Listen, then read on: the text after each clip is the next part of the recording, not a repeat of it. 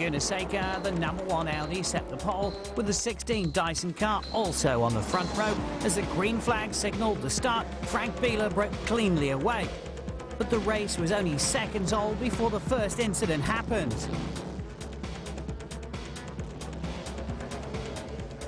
Off track, the Alex Job team had alternator problems on the 24 car, and it took a lengthy pit stop to get the Porsche back in working order again. The champion Audi had to go behind the wall for repairs, changing the gearbox, costing them 9 minutes and putting them down to 24th place overall. James Weaver had an uncharacteristic mistake and ended up in the wall, but luckily could continue. And whilst the others were hitting problems, it was a clear run for the Eurst Audi, comfortably out in the lead.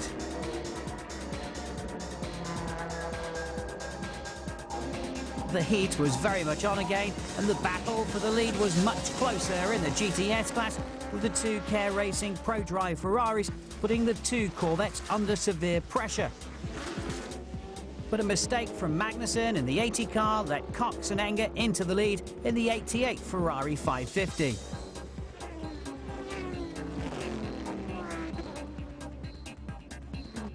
Meanwhile, in the 675 class, cutting their way through the traffic, John Field and Duncan Dayton benefited from the problems of the Dyson car, but ran into electrical ones of their own and held on, though, just to make a points finish.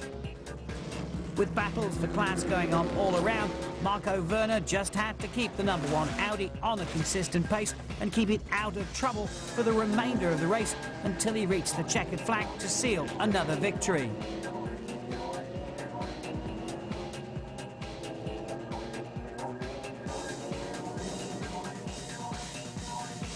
Frank Biela and Marco Werner left Laguna Seca, having taken their 4th win of the year, but still not with a guaranteed championship victory in the 900s. The German pair have 18 points over nearest rival JJ Lehto, but Audi are certain to take the manufacturer's title with a lead of 51 points over the Penultimate team.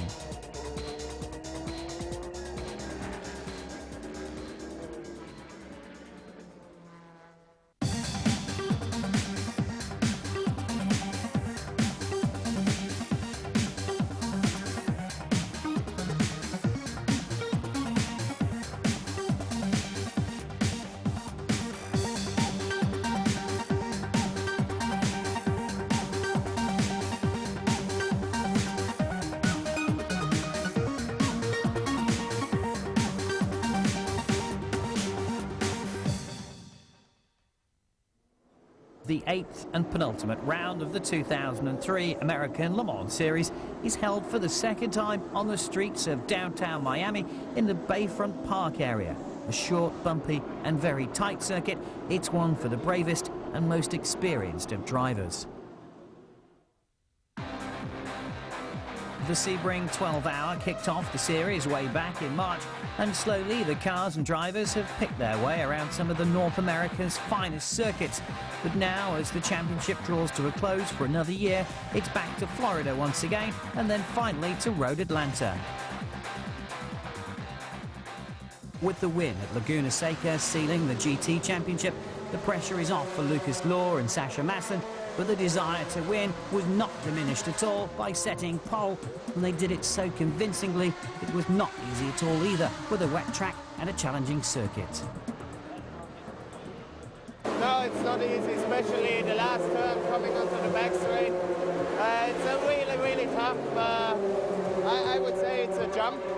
So you are completely off with the car with all 4 tires, and then it hits the ground pretty hard. But apart from that, the circuit is really nice layout. And the weather, it's a little bit too much humid for me. You know, I'm from Germany, it's always freezing, but apart from that, it's really nice down here. The 80 Care Racing Ferrari was credited with the GTS win last time out, and in Miami the 550 was on awesome form again. Darren Turner stands in for Jan Magnussen and will start from pole with David Brabham. I really don't know if it really matters that much where you qualify, because the traffic is so heavy that you're going to get caught, you're going to get passed because of it. Obviously, if you're careful and you're blocking a little bit, it'd make it a little bit wider. It's obviously harder for the guy behind, but there's a few opportunities out there. But yeah, it's a tough street race. It's very humid, very hot in the car. So towards the end of the race, it'll be a factor, you know, mentally to be able to keep going with, you know, our body's going to dehydrate fairly well, you know. The 16 Dyson Lola topped the 675 times ahead of the Intersport 37 car, and Butch Neitzinger and James Weaver were third fastest overall, which was pretty much what was expected. This was never going to be a track where they could outrun the 900s.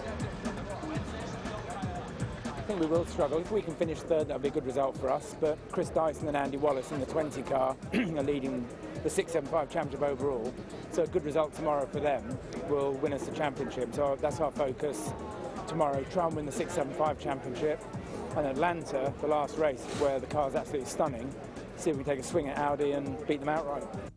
Marco Werner was on qualifying duty in Miami. He set poles twice for the #1 car and was steadily heading for his third when an incident saw the session suddenly halted in the slippery conditions, and he was just beaten by the champion Audi.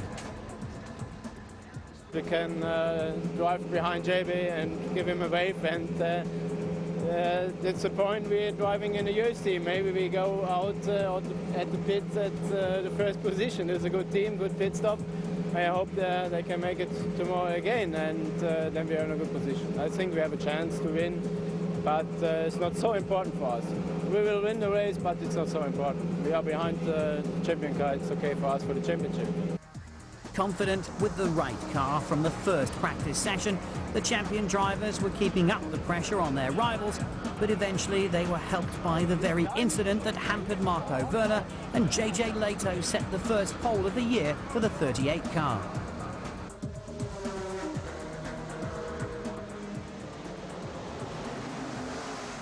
Well, it was really hard work. Unfortunately, the Joe Fields car, you know, got a little bit damaged, but okay, he did it properly in the end.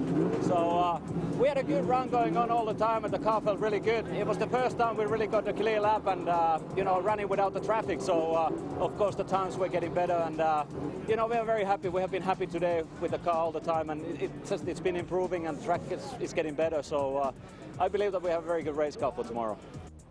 With the grid set, a great deal of uncertainty surrounds the weather for race day, which, while it is expected to be blisteringly hot and humid, it could also be very wet.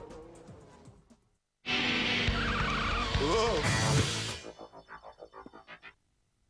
Clear skies greeted Miami on race day, but temperatures were already climbing. And it had been a long night for the crew of the 37 car, who'd had a mammoth task of rebuilding it after John Fields crashed during qualifying, but successfully rebuild it they did, and they'll make the start, but it will be from the pit lane.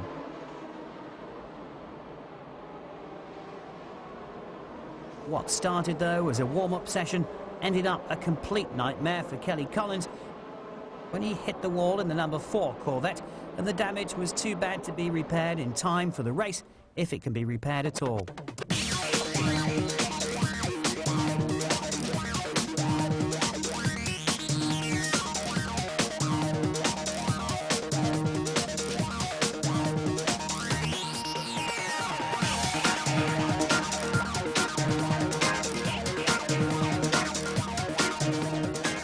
It is a slightly revised layout for the circuit this year, but it is still hard on the drivers. It will be hot, and there will be little time to take a breather once the green flag waves the cars off the start line. We are at the front. The only problem is because there's so many cars, I would not be surprised if we start lapping within about 2 laps. So then we're just going to be straight back into our normal routine of trying to get past them. But here, as you said, it's not the best track in the world for one, but it is goddamn hard to pass the cars because the guys sort of loiter in the middle of the road, and if they do that, you can't go left or right. So you have to wait until that opportunity arrives. So it's going to be hard. JJ Leto will drive the opening stint at the start of the 2-hour 45 race. Known for his brilliant starts, he should have no problem in taking the lead from pole, but whilst the #1 Audi is keen to take the championship, they will also try to do everything to win if they can, and so will some of the others.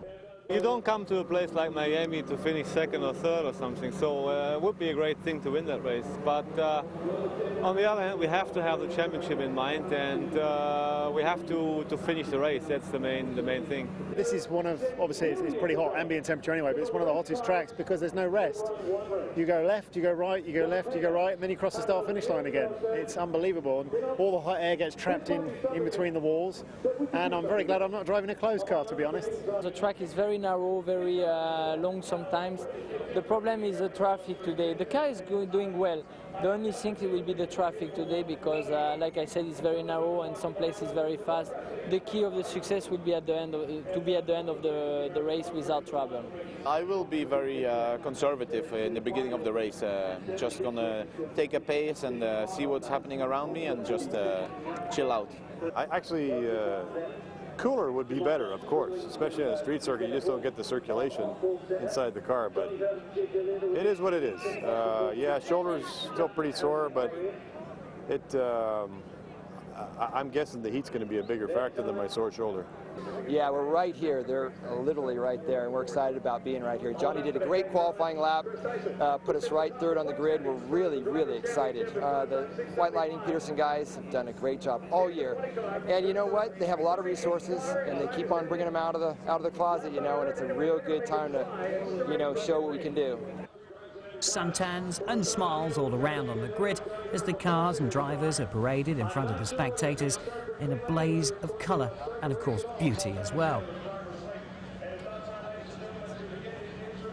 With just minutes to go now, the grid is cleared and the drivers start to suit up and belt in, ready to roll off on the start of the formation lap before they get the green flag at the start of the second race ever at Miami for the American Le Mans Series. This is how the lineup then for that rolling start. Herbert and Leto with Frank Bieler and Marco Werner alongside them on row one. And then it's the 675 of James Weaver and Butch Leitzinger, who are also going to be looking to make a lightning start, although the circuit is going to be a lot harder for them as well. So here we go then. It's coming up to 3 minutes past 4. And we get the green flag. We're away now. 2 hours, 45 minutes. It's 89 degrees. The track currently with 130 degrees. And JJ Leto has taken the whole shot into the first turn, preserved that P1 place. Behind him is Frank Bieler. And there is John Field in the pit lane. He gets the signal to start now from the back lane. That car was incredibly torn apart from a crash in qualifying, but it's JJ Leto that leads from Frank Bieler, and already these two guys have pulled away. It's about 0.4 of a second, the gap between JJ Leto and Frank Bieler, and then there's something like 3.5 seconds ahead of the rest of the field already, as we see Butch Leitzinger just slotting into view there, just at the background in the familiar blue and white Dyson car that has been so brilliant in this series this year, although suffered a lot of failures. This circuit is very bumpy. Part of it has been replaced. They have taken out a launch pad, although it's not exactly cured the problem. You can see how these cars are twittering around. Narrow in places as well. And those unforgiving concrete barriers mean the slightest mistake and you are heavily penalised as they come round the end of the circuit now, heading towards the start-finish straight. That was the part that's been changed as we go on board. Ron Fellows in the GTS car, in the CompuWare Chevrolet Corvette C5R, driving this weekend with a very sore shoulder, and he's dropped to position now. He's dropped to 4th place. And there is Robert Little in the number 60 car that has spun, luckily, in one of the wider parts, but now causes a severe traffic jam as through comes Johnny Herbert and JJ Leto's car. But that Porsche looks to be okay, so he gets going. But an awful lot of traffic here. The leaders already catching the back markers, and this is a replay of what happened, and he was touched by the number 40 Bill Orbelane car, the BMW M3, the Allegra Motorsports one, and that's the car we're looking at now that's got a flat tyre, so he's going to have to make it into the pits now. So the first caller for the pit mechanics to jump to work, is on his way to the pit lane. Well, Bill Orberlane, who drove in the Penultimate team last year, has had quite a few drives. We saw him at Laguna Seca in the Raffinelli olive green Ferrari earlier on at Laguna Seca. As we go back to the race leader, and it's JJ Leto that leads Frank Bieler. Audi versus Audi. Well, JJ Leto has to win this race this weekend to stay in touch with the championship. As we look at the GTS battle, second and third place, Peter Cox in the 88 Care Racing Pro Drive Ferrari. Ron Fellows in the Corvette. That shoulder must be giving him so much pain this weekend. Injured it during a rock climbing accident, and into the pits is, well, not into the pits, that's problems for the number 41 car, and that's the second of the Laguna Motorsport cars, and mechanical problems, we're told, for Ross Bluestein. Gearbox problems, in fact, as we look at third place David Salins, and fourth place and leader of the 675 category, Butch Leitzinger. So David Salins going well. The Penults on the pace this weekend again, partnered by Olivia Beretta. On this circuit, you need good torque. You need to get that grunt out of the corners very quickly, slow corners. And as we've heard, they don't favour the 675 car just as well. They suffer from a bit of turbo lag as well. No, it doesn't really work out for them here. David Salins and Olivia Beretta have finished on the podium the last 4 times out, and would dearly love to improve on third place here. As we look at the 16 car of Butch Leitzinger, just passing one of the Racers Group Porsches. Temperature has been stifling hot. Qualifying and practice was punctuated with severe rainstorms, but thankfully that has gone away, although there is a possibility of rain today.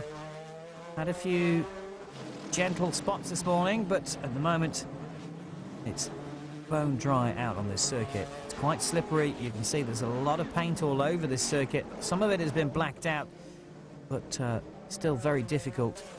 As we look now at the GT class, and Lucas Law in the 23 car leads the GTs. Lucas Law and Sasha Masson, who unofficially wrapped up the championship at the last round at Laguna Seca. Jörg Bergmeister inside the 24 car and holding second in the GT class. And another dominant year it has been. You just saw that Porsche lift there as they went over that jump, and that was far, far worse until they actually altered it. They ground the top down a little bit, but still it's causing problems, and that was the cause of the Corvette problem, where the number 4 car was unfortunately destroyed this morning in the warm-up. 56 car in the 675 class, and that is still our GT race leader. Has his teammate right behind him. If you can't see the numbers, then they have a different sun visor on each car. The 23 car has a red one, the 24 has a yellow one. All this traffic for them to negotiate now, and these two just blistering away. And again, you see how the front end of those nimble light Porsches just lifts up there. And the Porsche a little bit slow. Maybe just got unsighted there, but these two just neck and neck, and these two are not under team orders at all. They have been racing against each other all year. Alex Jobe, whose McKenna Porsche team it is very adamant about that. And John Field, in problems, has spun that car and now brings everything to a virtual standstill as the 20 car comes through. And there's the 2 Pro Drive Ferraris, and Ron Fellows comes through, and John Field losing an awful lot of time here just trying to spin that car around. They rebuilt it overnight. The mechanics worked non-stop to do it under the guise of Hugh Chamberlain. And there is the 56 car. Chris McMurray has come to a stop as well. So problems for that car. And we think it's mechanical more than an incident, but they managed to salvage enough parts to rebuild this car. They hadn't got a radiator. They borrowed that from the Paynos team. And 43 now has come into problems as well. So Mark Lieb goes out at turn 3, and that is an unusual mistake. To see Mark Lieb making a mistake like that. Well, here's a replay from the olive green Raffinelli car. This is the incident with John Field, and just tagged John Field twice, in fact. So here's a replay from the outside, and John Field just central line, the Ferrari just a little bit tighter on the inside, and look, there's Frank Bieler coming to a standstill, and that's lost him quite a lot of time. This is a replay on board the 43 car. Let's see what happens here. Goes up the inside of the 61 car, gets contact, and just can't slow that car down. Pit stop time for the champion Audi while the yellow flags are out. This is an early call to the pits. JJ later out, there's a fire. There's some loose fluid there from the refueler that has just ignited itself with the flame, but it's out very quickly. Johnny gets back into the cockpit. He wasn't quite in, but started. He wasn't sure what was going to happen, but the boy's very quick on that. That was perfectly dealt with. So fuel and tyres have gone into that car as we see the overhead view across the city.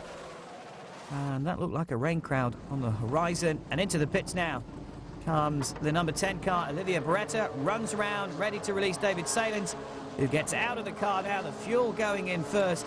And David Salins out of the car. Olivia Beretta takes the seat out. And David Salins does not look to be well at all. He's lying down on the pit wall.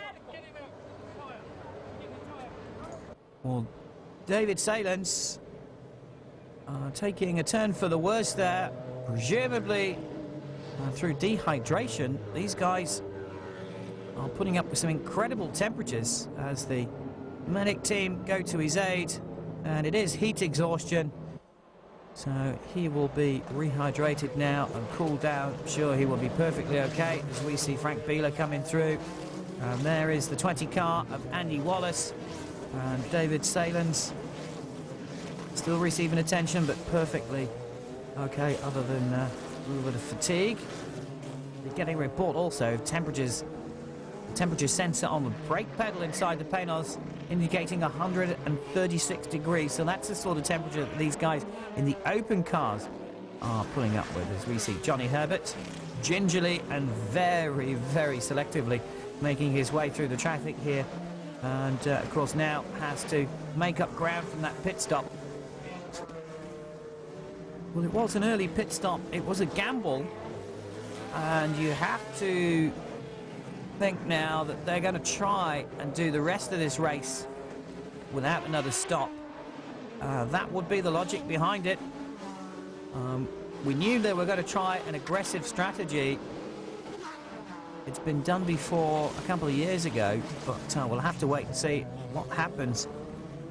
But it's not till the end of the race, really, that we're going to know whether it's going to work out. That is the Paynos Esperanti, the 03 car that has had a bit of an incident, a bit of a spin at turn 5. Rick Skelton just gets out of the way. And Sasha Masson, number 23, leading the GT class, has broken away from his teammate at the moment. A bit of space for him. And in the pits now. Changeover. Marco Werner getting out and Frank Bieler getting in. And new tyres going on for them. Fuel going in as well. So their strategy gives them plenty of fuel, but they're losing a lot of time now. And obviously banking on the fact that the champion will have to pit again, and it is really going to be difficult for them to try and change that over.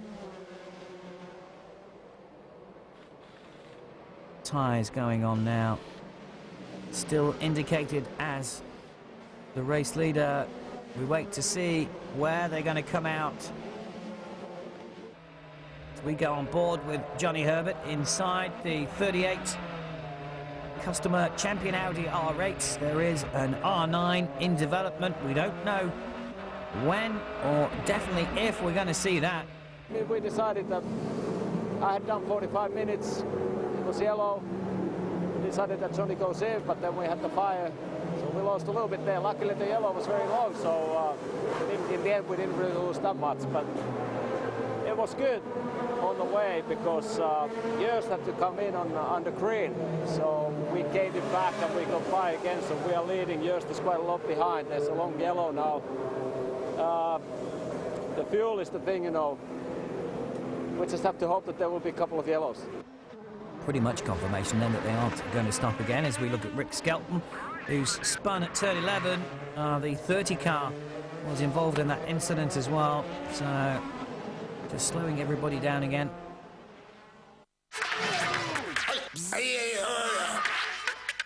Less than an hour to go, and Johnny Herbert leads Frank Bieler on the streets of Miami for round 8 of the American Le Mans Series. Right on cue, there they are, Johnny Herbert. Right behind him is Frank Bieler. Now, Johnny Herbert running without, hopefully, another pit stop here. We know that the #1 car has plenty of fuel on board to take it to the end of the race. Johnny Herbert needs to conserve fuel, and that is what he can't do at the moment because Frank Bieler is right behind him, and Frank Bieler will just push and prevent Johnny from doing that. As we see, that is the 29 Ferrari and the 31 car as well, Mark Newhouse, and the 31 Pedersen White Lightning car having problems, and that's a flat tyre for the 31 car. There is Mark Newhouse, who gets back in the right direction, gets underway again after that incident. And Ferrari fairly slow, so we see Johnny Herbert go through. And here's a replay then. We're on board the 31 car. Goes up the inside, and quite a big bump there. So that's what caused the puncture for the 31 car and lost them both some time. But of course the champion team will be constantly working out, with the help of their sophisticated computer systems, the fuel usage and exactly what their situation is. They will need certainly some yellow flag help to try and conserve some fuel, but very little chance of doing that at this precise moment. Yeah, that was a nice race. That was racing at the beginning. I like it, but then in the traffic that was a little bit difficult. And I mean, a champion car pushed very, very hard, and I mean he will bring me in a mistake. And I think okay, then keep care and drive for the championship. That's important for us. Marco Werner, who really is enjoying this series. And we're looking at the GT class P1 and P2. Sasha Masson and Timo Bernhard, 23 and 24. Anthony Lazzaro in the Risi Ferrari 360 Modena is currently in 3rd place, but a little way behind these two as they just continue on. So we've seen them so many times, nose to tail all the way through, as we see one of the Ferrari 550s, the Pro Drive cars just in the background there. It's the Peter Cox and Thomas Anger car.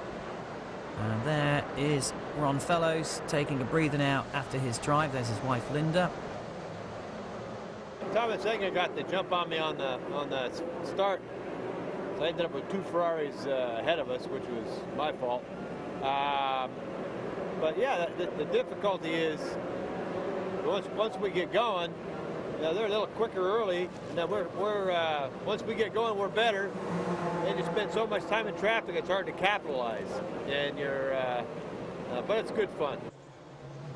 And that is not good fun at all, because Johnny O'Connell has hit the wall at turn 6, spins again. That's caused, I think, primarily by the fluid leaking out the front, which will be the radiator coolant. No water pressure. Well, no water pressure. He's lost all the water out of that car. And the question is, can he get back to the pits? virtually stranded there, and that's an awful lot of damage to the front. Quite what he's done. We can't tell, obviously, from the outside. Now he has to try and get into the pits, and of course the difficulty is that he can't go too fast because he risks damaging the engine even further if... And here's a replay. It's a tag with the 37 car that shunts him very hard into the wall. So hard, in fact, that he actually leapt off the ground. Here's a replay on board now.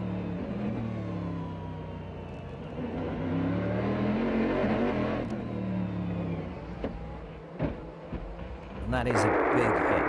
That is a big bump there.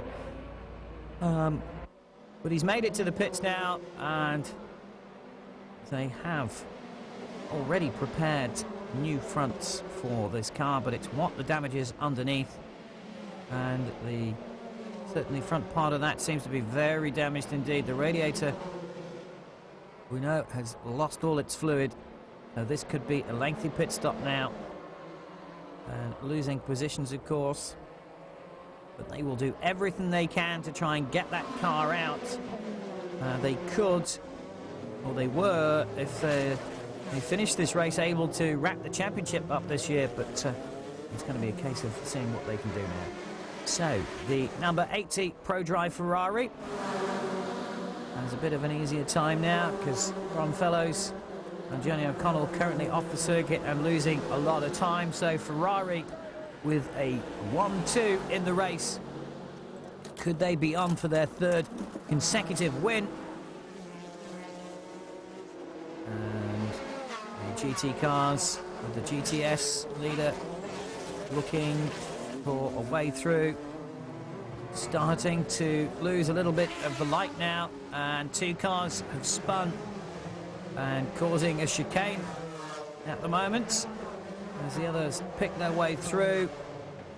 Through comes the number 30 car that's been involved in a couple of incidents today, but Ron Ataputu and David McMurray, the 61 and 79 cars there. And you've got to be so cautious, because very quickly somebody could just come round the corner. As we look now at Johnny Herbert leading this race. 3 wins to the credit of the champion team as we go on board with Johnny Herbert. A good view of how tight the circuit is here in Miami. Very bumpy as well, and you can hear how he has to lift over that bump. Skyscrapers around the bayfront part, the marina part is the bit that we're looking at now. Very picturesque area of Miami as we look at the 16 car. James Weaver down to 4th place overall, but leading 6.75, but problems for that car. He just drove through the pit lane without stopping. The fuel pressure light was on. He came into the pit lane, it went off, so he decided to carry on. So a sense of giving false indication, but all sorts of things going on for the teams here. With such high temperatures, these cars do take such a battering. With a fairly enclosed circuit like this one, you don't get the airflow that you would associate with some circuits, so everything is a lot hotter, plus you have to take into account the ambient temperature as well. As we look at David Brabham driving with Darren Turner this week. Jan Magnussen has a prior commitment in Denmark in the touring cars. That was something that was arranged before the deal with Ferrari came along. Sasha Masson, 23, leading Timo Bernhard, and they are now 10th and 11th overall. And Michael Durant has spun at turn 6 in the Intersport RNS Mark III Elan, and he's hit the number 61 car that now has a lot of customizing to the back, and of course the engine in the rear of these Porsches, they've got so little space around them, so you risk damaging with any sort of contact to the rear. Again, those Porsches just flying over that bump, and the driver's not been happy about that at all, and they're having to make do with it. now coming up behind the 31 car, the America Sweets car as well, the B900 car, but behind the 31 car, which is almost a lap behind him now. Frank Bieler looking for a way through. There's the olive green Ferrari. It's the 37 and 30 cars that are blocking the progress at the moment of Frank Bieler, who won't be too enamoured about that. 2 lights on the side of that silver car shows he's in second place in the 900 class, as the 30 car, which is also a P900, heads into the pit lane. We know what drives you. That's another full course yellow at Miami after Gunnar Jeanette has crashed the number 11 Paynos. There's debris on the track. There's less than 20 minutes of the race to go.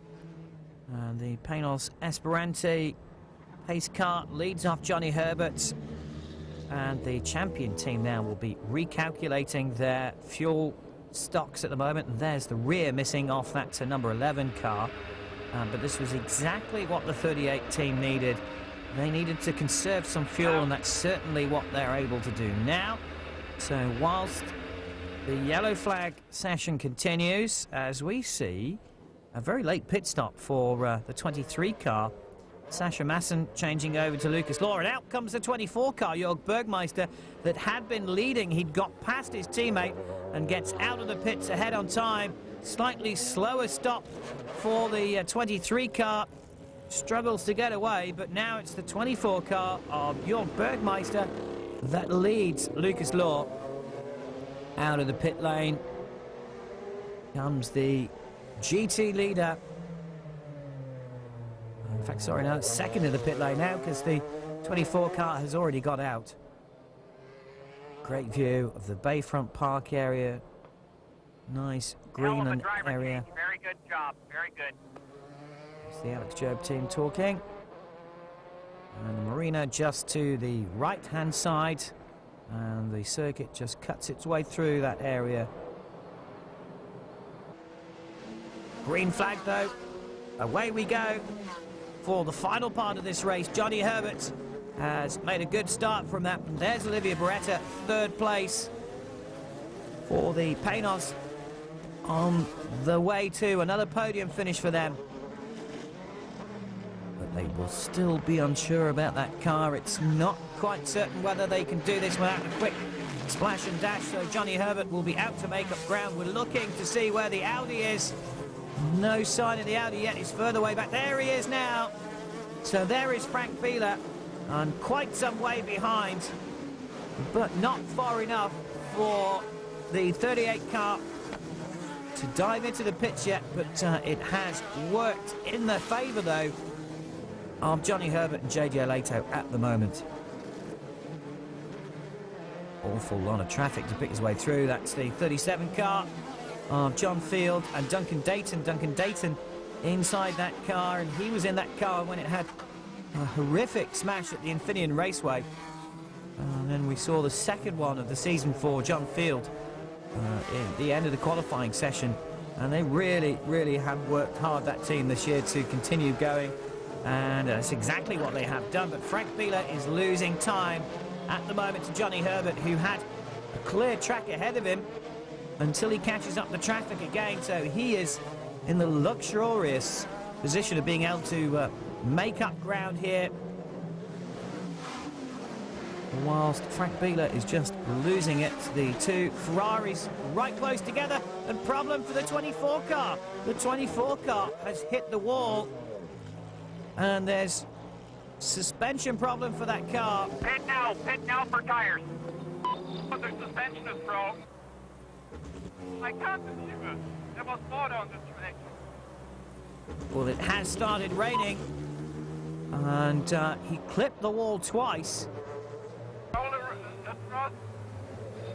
So, unbelievable upturn for the Alex Job team. And it's coming to a stop at the side of the circuit. No, he's just able to continue very gingerly carrying on now. And round comes Frank Bieler, who gets past that portion. He's having trouble keeping it going in a straight line. And here's a replay then. He's already offline. He's already tagged the wall once. And that's the second one. But it was the first tag that had already done the damage. That's the headlight cover that's come off there. And here's a replay of the 37 car getting hit again in an incident. That team has had so much problems today. And in the pit lane is the 24 car. And that looks to be... Hey, we're done. Yeah, that's the confirmation that a retirement. They're not going to finish this race. Steering rack is damaged as well as the suspension, so disappointment for the 24 team. And James Weaver's got a problem now. Hand up, just to let the other guys know he's got a problem and getting them through. And James Weaver has a problem. Well, they've had a few little gremlins through this race. Lost a headlight there as well, and that's the 20 car, which now moves up to 675 litre. But James Weaver is stuck in third gear. And Chris Dyson is going to wrap up the 675 championship then. It's going to be enough for him to take the points and run off with it, as we now see Frank Bieler, who's still trying to make up ground. But something like 15 seconds the lead that Johnny Herbert has over Frank Bieler. And the news is that the 38 team, as we see the rain coming down, is that the team think they can do this without another pit stop. The yellow was just long enough, and they're going to go for it. This could be a great opportunity for the 38 team. They've got to win to keep the chances of JJ Leto taking the championship alive. Johnny Herbert can't do it. He's already points behind because he drove for the Bentley team at the opening round of the year at Sears Point, which gives JJ Leto more points. And look at the two Ferraris. Well, they're allowed to race each other as well. We're on board with the 31 Edison car. And the two Ferraris are as close as they could possibly be as well. David Brabham leading the GTS class. So those two giving us action all the way. As we've seen from that particular class for the last few races, it's been so close, and it still is. But this time, it's between the two cars from the same team as the 12 car. There's a bit of a spin now. And we're in the dying moments. Off to start it. Turn your lights off to start it. Of this race. It's trying to get that car started. Well, it has got movement now from the 37 car. Almost gets involved in another incident. There is one of the JNB USA. That's real wet. Sorry. Well, just apologising, but struggling with the damp surface. And James Weaver is in. And that looks like wet tyres that they were putting on. Just getting those boots suited. Taking a lot of time. I'm not quite sure quite why they've chosen to do this now. And the 29 car has come to a stop at the side of the road. So Mark Newhouse, his race is over, disappointingly for them, for the JMB USA team. They have two of the 360 Moderners that have been going fairly well this year. They've improved so much, the 360s, and there's Frank Bieler.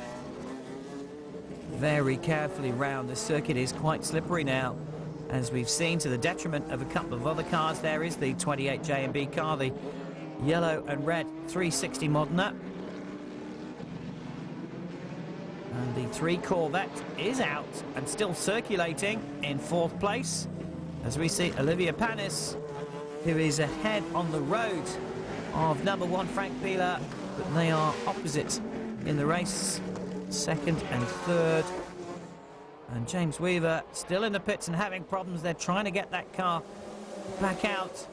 And the Slave battery comes round now. These cars eat power.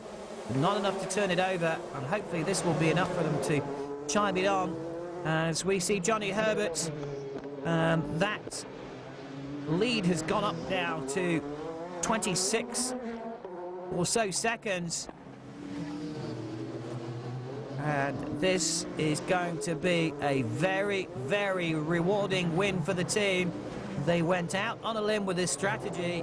They didn't know themselves whether it would actually work. They were hoping that the incidents on the circuit would play into their hands. And now the rain has slowed the pace down a little bit, which has helped them even more. And there is only going to be the faintest of fumes left in that tank when it crosses the line, but it's going to be enough to give them the victory. And the yellow flag, the white flag is out for indicating the final lap of the race. The red and yellow flag you saw was to indicate a slippery surface, a loss of adhesion they use when there's water or fluid or oil on the track. And that is now being displayed all around the circuit. But Johnny Herbert has less than a mile to go.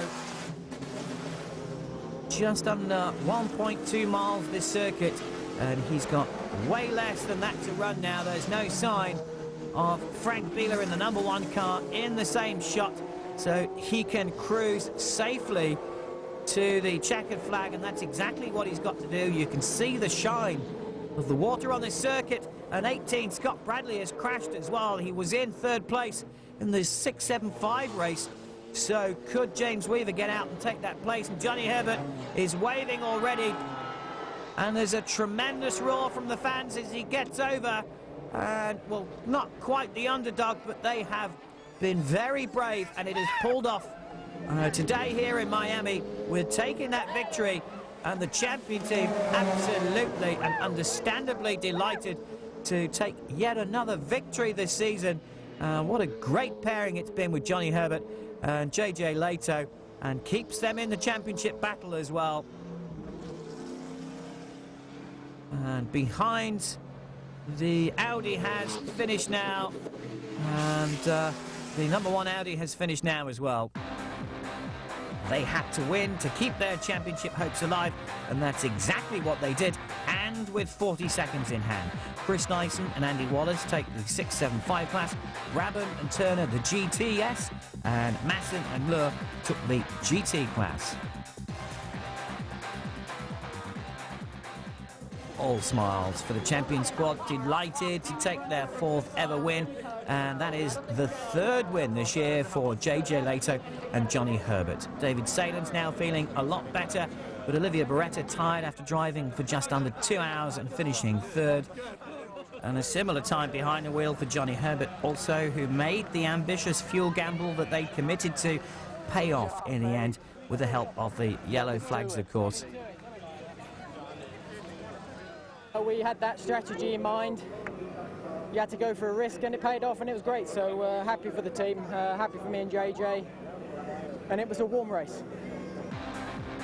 That closes the points gap just a little, and JJ Leto is still in with a chance at the title, and all the other championships are now sealed, with Chris Dyson winning the 675, Ron Fellows and Johnny O'Connell the GTS, and the GTs had already gone to the Alex Joe boys at the last round.